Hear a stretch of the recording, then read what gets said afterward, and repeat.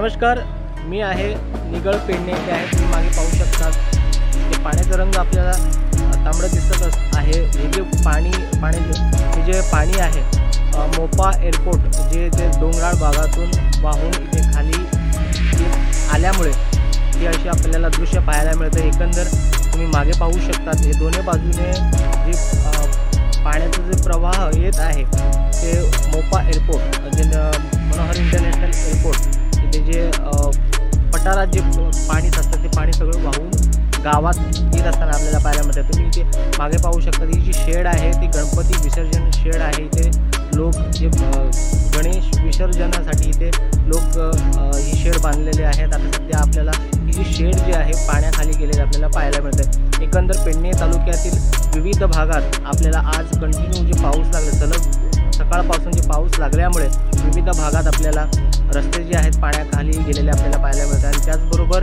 आता तुम्ही हे जे पाणी तांबडसर जे पाणी पाहतायत हे जे पाणी आहे वरून मोपा एअरपोर्ट या भागातून खाली आलेलं आहे। आणि इथे सुद्धा तुम्ही मागे पाहू शकतात खूपसे जे झाडे आहेत, मोठमोठी झाडं आहेत, वरून मुळासकट वाहून पाण्याबरोबर जाताना आपल्याला पाहायला मिळतं। एकंदर पेडणे तालुक्यात विविध ठिकाणी आज पाऊस लागल्यामुळे कंटिन्यू पाऊस सलग सकाळपासून जे पाऊस लागला त्या पावसामुळे विविध ठिकाणी आपल्याला काही लोकांच्या घरातसुद्धा पाणी गेलेलं आपल्याला माहिती मिळते। आणि त्याचबरोबर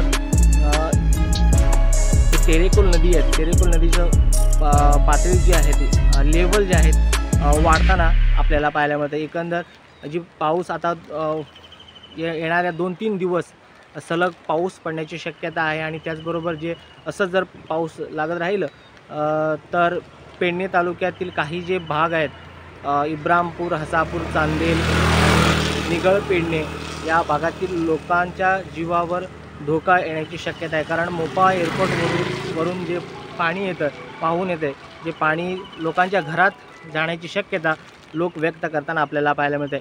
मी मकबूल माळगीमनी, गोवन वार्ता, पेडणे।